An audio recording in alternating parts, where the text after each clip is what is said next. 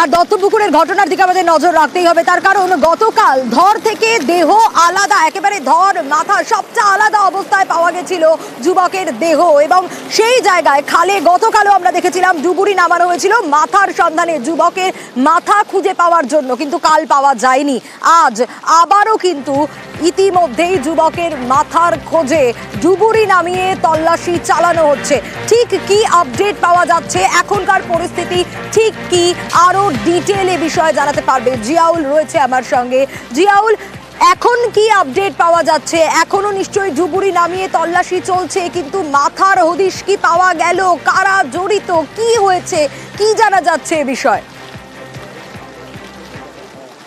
দেখো, এখনো পর্যন্ত প্রায় 1 ঘন্টা অতিক্রান্ত, এখনো পর্যন্ত অর্থাৎ যে দেহ এবং তার যে মাথা সেগুলো কিন্তু এখনো পর্যন্ত উদ্ধার হয়নি। অর্থাৎ এই বাজিতপুর থেকে যেখানে ঘটনাস্থলে যুবককে রক্তাক্ত এবং মৃতদেহ উদ্ধার হয়েছিল মুন্ডহীন, সেখান থেকে প্রায় 1 কিলোমিটার দূরে এই সুটিখাল গতকালকে কিন্তু পুলিশ কুকুর এসে এখানেই থমকে যায় এবং এখানেই তদন্তকারীরা মনে করছেন যে এখানেই তার মুন্ডু ফেলা হয়েছে অথবা মাথার অংশ ফেলা হয়েছে, এবং সেই মতো গতকালকেও কিন্তু এই সুটিখালে তল্লাশি হয়েছিল। আজকে সকাল 11টা থেকে কিন্তু তল্লাশি অভিযান চলছে সুটিখালের।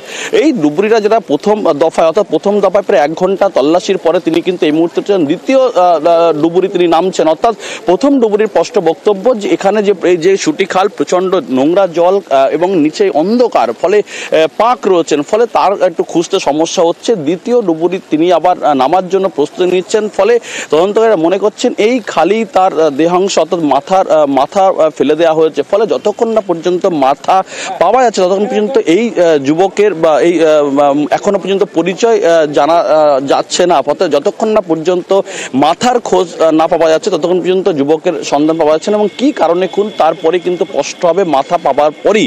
ফলে এই মুহূর্তে তুমি দেখতে পাচ্ছ টানটার উত্তেজনা, একদম যে সুটিখাল সেখানেই কিন্তু এই খালের উপরেই আমরা রয়েছে, ফলে সেখান থেকেই তুমি দেখতে পাচ্ছ ডুবুরি, অর্থাৎ প্রথম যে ডুবুরি নেমেছিলেন তিনি 1 ঘন্টা তল্লাশি করার পরে তিনি কিন্তু এই মুহূর্তে উপরে উঠেছেন। দ্বিতীয় ডুবুরি কিন্তু আবার নামার প্রস্তুতি নিচ্ছেন। অর্থাৎ এই খালি তদন্তকারীরা মনে করছেন তার কারণ যেখানে মৃত অর্ধদগ্ধ অবস্থায় ছিল সেখানে কিছু তেল অর্থাৎ কেরোসিন বা ডিজেল জাতীয় কিছু ব্যবহার করা হয়েছিল, ফলে সেই তেলের কিছু অংশ কিন্তু এই খালে পাওয়া যায়। ফলে তদন্তকারীরা মনে করছেন যে এই খালি নিশ্চিত এই খালি কিন্তু তার দেহাংশ মাথা পড়ে রয়েছে, ফলে যেভাবে দেহ মাথা ধর আলাদা, অন্যদিকে তার যৌন অঙ্গের একাধিক ক্ষতবিক্ষত, ফলে একেবারে পরিষ্কার যে ত্রিকোণ প্রেমের ঘটনার জেরেই কিন্তু এই খুন এবং পরিকল্পিতভাবেই খুন। তার কারণ সেখানে মদ্যপ অবস্থা, অর্থাৎ সেখানে মদের বোতল, চিপসের প্যাকেট সহ একাধিক যে মদের সরঞ্জাম সেগুলো কিন্তু সেখানে পাওয়া গেছে, ফলে তারা খুব ঠান্ডা মাথায় সেখানে ডেকে নিয়ে গিয়ে সেখানে খুন করা হয়েছে, এবং সেই খুন করার পরই তার মাথা ধর থেকে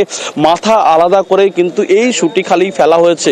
ফলে একদিকে ডান দিকে কিন্তু এতক্ষণ পর্যন্ত তল্লাশি চলছিল, এবারে কিন্তু এই যে সুটিখাল যে আমরা খালের উপরে রয়েছেন সেই তার বাঁ দিকে নামার চেষ্টা করছে, কিন্তু তুমি দেখতে পাচ্ছ জলের এতটাই নোংরা, অর্থাৎ কচুরি পানা দিয়ে ঢাকা রয়েছে, নিচে পাক কাদা রয়েছে এবং অন্ধকার নিচে। নজর থাকবে জিয়াউল, অবশ্যই নজর থাকবে।